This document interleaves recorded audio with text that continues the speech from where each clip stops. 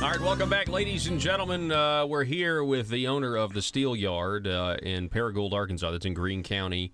Mr. Butch Cooper is with us. So we're talking about regulations that stifle small business, and one of them is this workers' compensation insurance. Let me start with my second question that I teased when we went to the break. Let's talk about jobs. Yes. So these worker compensation premiums have gotten so high. Have you had to lay people off because of it? Yes. I want to tell you two areas that has affected growth in our company. One is we did have to lay 5 to 6 folks off to help us meet the premium needs we need every month. Like say, and it's hard on us. I myself, I'm working extra hours, and I've got other folks doing the same thing, just to help fill in, because, like I say, you got 5 or 6 folks that's not drawing an income now. You got 5 or 6 folks that's not drawing, the insurance off of us, all these benefits, and you know what? And that hurts insurance companies as well. Mm-hmm. So it goes right on down the line. Another thing I want to point out too is this: we this year was planning on opening our second location, and that was going to create new jobs. Now, it wasn't in this area, but it was in the state of Arkansas. And so we was really excited about this. We've been studying this and talking about this for years. And this year was going to be the year we was going to do it.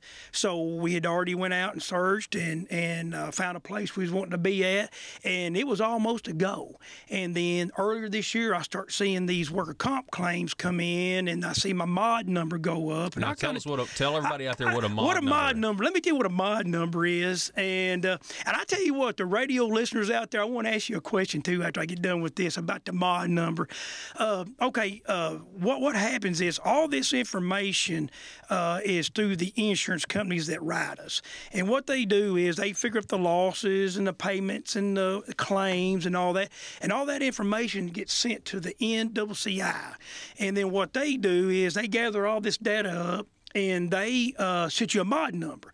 So, if your claims go up, then your mod number goes up, and the higher your mod number is, the more premiums you pay.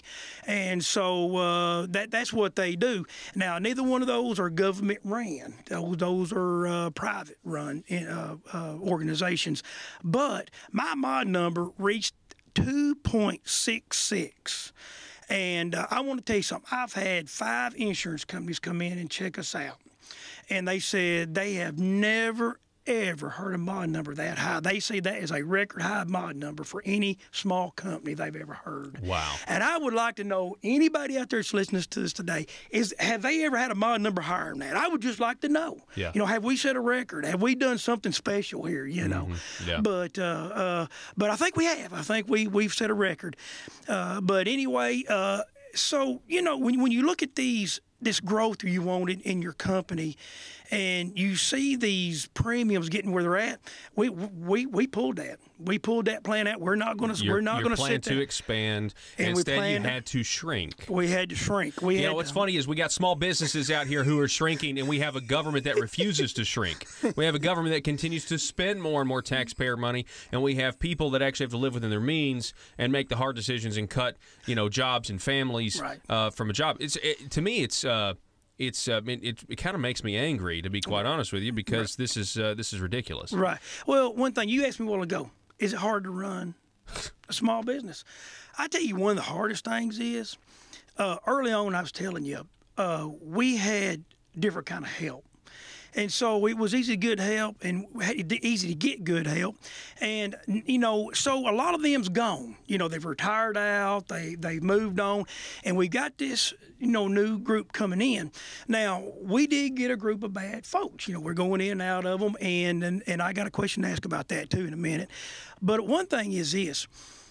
I got a solid group of folks out there that give their heart and soul for this company. They're going to step in and do whatever it takes to keep their job.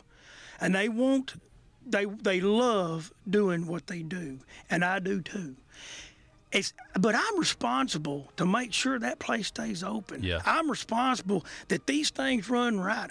I'm responsible to know if you get another claim, are the doors going to be able to stay? And the doors will be shut. I mean, if I'm you get telling another you, claim, you think the doors will be shut? I tell you what, I believe my monitor will be so high that we will have to close up. And that's 30 so plus jobs. So what do I tell them folks out there that work? What do I tell them? We'll be back with Butch Cooper of the Steel Yard here in just a moment and wrap this small business spotlight up. Here's an example, folks, of how government makes things harder on people out there doing the work. Back in a minute.